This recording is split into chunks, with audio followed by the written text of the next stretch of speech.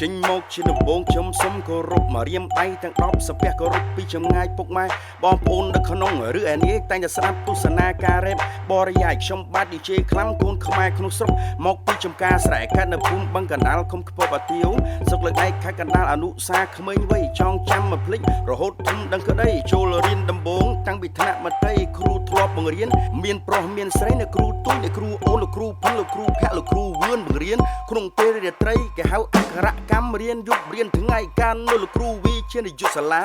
ដល់មានវិជាប្រៃទុចស្រឡាញ់សិល្បៈដកជាប់ហារតីកាច់កូតបេះសណ្ដែកមើលគ្រូគ្វាក្របីស្រែកជ្រឹងអាឡេអាឡូតាមអូបឹងព្រៃធ្វើការមិនហត់បានមាត់ជាតន្ត្រីចំនួនស្ដាប់បទជូកធំបាសចាក់កសារំឡើងហុយដីនឹកឃើញរឿងចាស់ហាក់នៅថ្មីហេតុតែចិត្តស្រឡាញ់ចម្រៀងដូនតន្ត្រីចិត្តតែគិតប្រាថ្នាថ្ងៃណានៅមាននិស័យបានច្រៀងលើឆាកមានហ្វេនផ្ទះដៃប៉ុននឹងក៏សប្បាយទុំមិនបានល្បី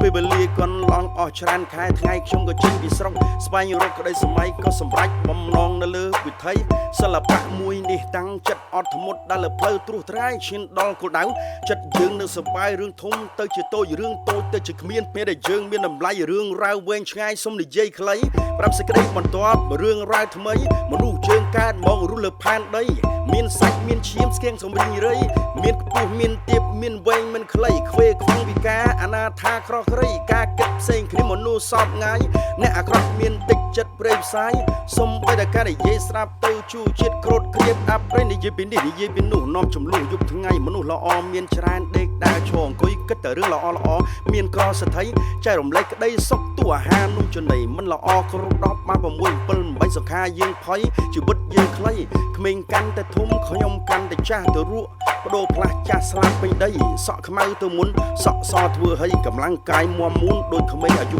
20ក្មេងអាយុ30 40ទ្រុឌទ្រំសឹងអីជំងឺចូលរួមរិទ្ធចង្ឆ្អែងជើងដៃបាត់ទៅម្ដងមួយដេកគិតព្រួយភ័យសេចក្តីស្លាប់ជាមកផុតរស់ឲ្យមានតម្លៃមុនរលត់ទៅវិញចេញបាត់ពីផានដីប្រឹងសាងអំពើល្អបវរថ្លាថ្លៃ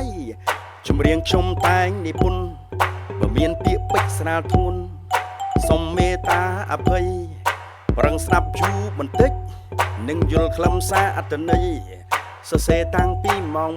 1រហូតទៅដល់ម៉ោង3ថ្ងៃទី12 2026ក្នុងខែ3រៀបរាប់តាក់តែងថ្លាថ្លែងសម្ដីជូនបងប្អូនហ្វេនចាស់ហ្វេនថ្មី share ដាក់បេះដូងចុច like មេដាយចុច like មេដាយ